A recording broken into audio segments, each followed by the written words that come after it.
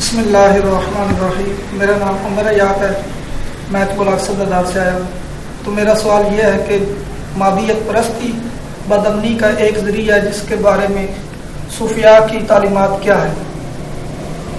آپ نے بڑا اہم سوال کیا۔ ایک جسم ہے، ایک روح ہے۔ جسم کی اپنی غذا ہے، روح کی اپنی غذا ہے۔ اس کی طرف میں اشارہ پہلے بھی کر چکا ہوں۔ ہم ساری زندگی جسم کو غذا دیتے ہیں لیکن روح کی غذا نہیں۔ جسم کی غذا کیا ہے؟ کھانا ہے، پینا ہے، آپ کی ایٹیبل تھنگز ہے، ڈرنکیبل تھنگز ہے، مختلف چیزیں جو ہم استعمال کرتے ہیں، ٹھیک ہے۔ پھر اس کے لیے لباس ہے۔ اسی طرح روح کی بھی ایک غذا ہے۔ روح کی غذا کیا ہے؟ ارکان اسلام، تلاوت، اللہ کا ذکر، درود پاک، استغفار، یہ ساری روح کی غذا ہے۔ اور پھر جس طرح جسم کا لباس ہے اسی طرح روح کا بھی لباس ہے۔ جسم کا لباس، آپ اچھے سے اچھا ڈریس پہنتے ہیں، اچھے سے اچھی چیز لیتے ہیں، ہم سارے یہی کرتے ہیں۔ روح کا جو لباس ہے وہ تقوی کا لباس ہے۔ وَلِبَاسُ التَّقْوَىٰ ذَلِكَ خیر۔ اللہ فرماتا ہے سب سے بہترین لباس تو تقوی کا لباس ہے، ٹھیک۔ تو تقوی کا لباس روح کا لباس ہے۔ اگر ہم اس طرف غور کریں تو ہمیں ایک واقعہ ملتا ہے۔ حضرت داتا گنج بخش رحمۃ اللہ علیہ نے اپنی کتاب کشف المحجوب میں ایک درویش کا واقعہ ذکر کیا ہے جس کا نام تھا مرتعش۔ وہ عبادت، ریاضت، مجاہدے کی منزلوں سے گزر رہے تھے، جو صوفیاء کا ایک اسلوب ہے تربیت کا۔ تو ایک دن پیاس نے ستایا اور وہ جناب کسی دروازے پر جا کر انہوں نے کنڈی کھٹکھٹائی تو اندر سے ایک دوشیزہ آئی۔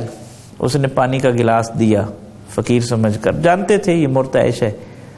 تو جیسے ہی نظر پڑی، نفس کا حملہ ہوا، ادھر ہی بیٹھ گیا، دل دے بیٹھے جناب، دیوانے ہو گئے اس کے پیچھے۔ کچھ حجابات ہوتے ہیں بندے کے، جب پڑ جائے تو مسئلہ ہوتا ہے۔ تو سارا دن بیٹھے رہے۔ شام کے اس لڑکی کا والد آیا، جب اس نے دیکھا کہ مرتعش وہاں پر موجود ہے، اس نے بڑا اکرام کیا کہ درویش آدمی ہے، تو پوچھا کیسے آنا ہوا۔ تو چونکہ صوفی سیدھے ہوتے ہیں اور سچے ہوتے ہیں، انہوں نے سچی بات بتا دی۔ انہوں نے کہا کوئی بات نہیں، میری بیٹی ہے، میں آپ سے نکاح کر دیتا ہوں۔ بہت زیادہ عقیدت ہوگی۔ تو اب نکاح کی تقریب ہوئی اور اس میں ان کو جو ہے وہ لباس عروسی پہنایا گیا، جو دلہے کا لباس ہوتا ہے، اس نے وہ لباس پہنا۔